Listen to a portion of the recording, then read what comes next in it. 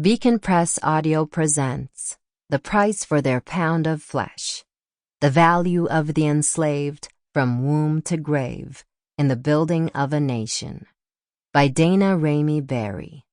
This audiobook is narrated by Pippa Vos, published by Beacon Press Audio 2024.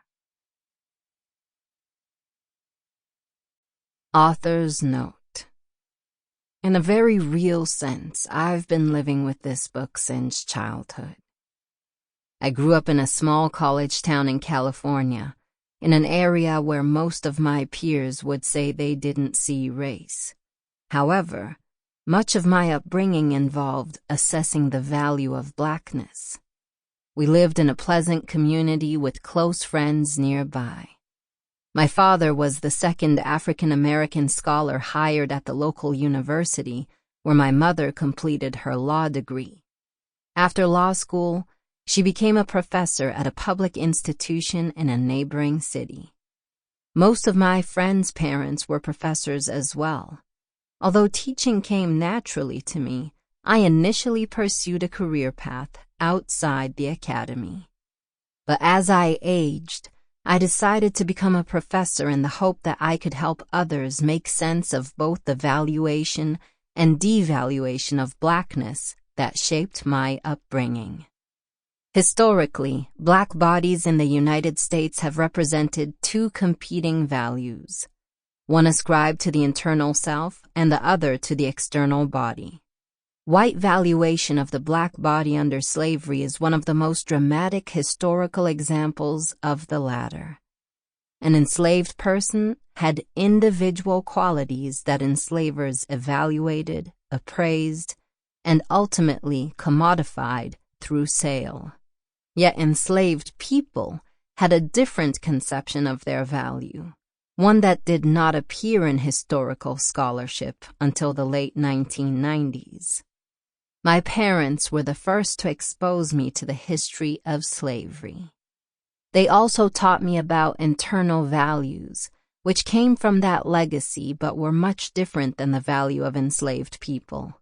But in other settings, such as school, I noticed a different set of external principles that ascribed a negative association to my heritage.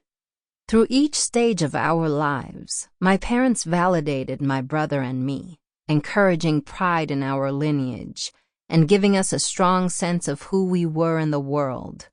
We celebrated and studied our genealogy by filling our house with art from the African diaspora. At a young age, I learned to value blackness in the form of imagery, history, and ancestry, understanding that we stood on the shoulders of many who gave their lives for us. However, as I grew and matured, I constantly experienced evaluation that contradicted the values presented at home. When I was in preschool, other children treated me like a pet. Some boldly patted me on the head to feel my hair texture. In kindergarten, one classmate asked, "Why are your palms white and the rest of your body black?" A year later, when I was 6, the neighborhood bully called me a dirty n***. And in first grade, a classmate asked me what it was like to be a slave. In school, I was reminded that something about me was different and not valued. I didn't see anyone who looked like me in the books we read or on my school's staff, or who represented me during career day. On Halloween in 2nd grade, children snickered at the Afro pumpkin that I had so carefully crafted to submit to the pumpkin contest. I loved my pumpkin and thought it would win a prize. Not only was it black and beautiful, sporting an Angela Davis hairstyle, but my mother was one of the judges. Every time I valued aspects of my black girlhood, my African-American ancestry was ridiculed and devalued. In social studies, I could not understand why some of my classmates stared at me with pity and sorrow when teachers mentioned slavery and civil rights history. I was raised to be proud of this history, not ashamed. I come from a lineage of survivors. My life has always been structured around the academic calendar, because of my parents' careers and the community in which we lived. In each stage of schooling, from elementary and middle to high school, we took summer tours around the United States. These long road trips from the west to the east, north, and south exposed my brother and me to the diverse group of people who shaped this country, from the Mayan and Powhatan to the Italian, Irish, and Polish immigrants who entered the United States through Ellis Island. We studied the Donner Party and the California Gold Rush, as well as American slavery on southern plantations. We hiked the Appalachian Mountains, backpacked in the Grand Canyon, chased bison at Yellowstone National Park, and learned about water technology at the Hoover Dam. During the long car rides in between destinations, we played games and took pictures every time we crossed a state line. My parents gave daily lessons on a range of topics, from creating a budget and managing money to understanding anatomy and physiology. Those educational road trips meant a great deal to me, and I was filled with mixed emotions during the last one, when my parents drove me to college. During my undergraduate education, my organic curiosity about values persisted, and I decided to major in economics. Things changed when I took a class on slavery from a female professor who looked like me. It was my first experience outside of the home in which I learned about African American history, and my peers did not stare at me.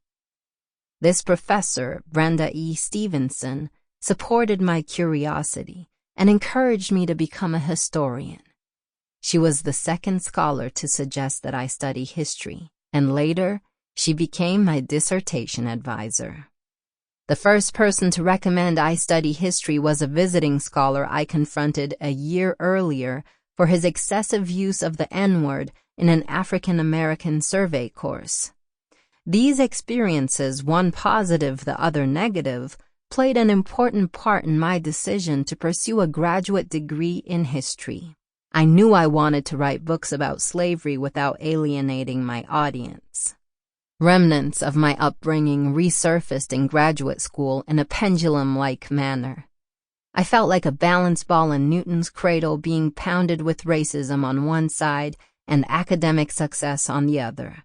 The ups and downs were difficult, but I found my way to a platform from which I could study and share the tremendously difficult balancing act enslaved people navigated as human property.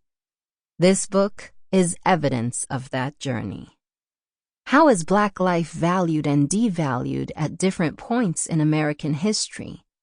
This is the fundamental question at the center of my life and my work. The seesaws and pendulums I experienced led me to look to history for answers.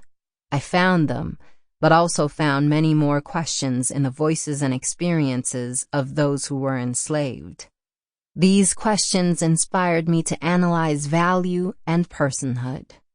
While I and other scholars contend that enslaved captives aboard slave ships in the Middle Passage had their personhood devalued, it is also true that their bodies as commodities increased in value over the course of their lives, reaching a peak in early adulthood.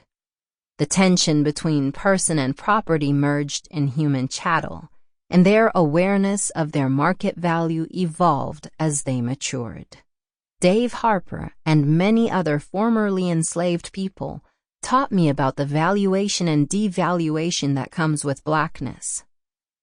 I was sold for $715, he shared in a post-slavery interview in the late 1930s. When freedom come, he said, give me $715 and I'll go back. Harper and others knew that they were more valued in slavery than in freedom. Henry Banner noted, I was sold for $2,300, more than I'm worth now. Some scholars deliberately interpreted such reflections to mean that enslaved people preferred captivity to freedom. This bothered me. I couldn't fathom why anyone would prefer captivity unless they did not value themselves. The many voices I encountered in the archives as I wrote articles, books, and encyclopedias about gender. Sample complete. Ready to continue?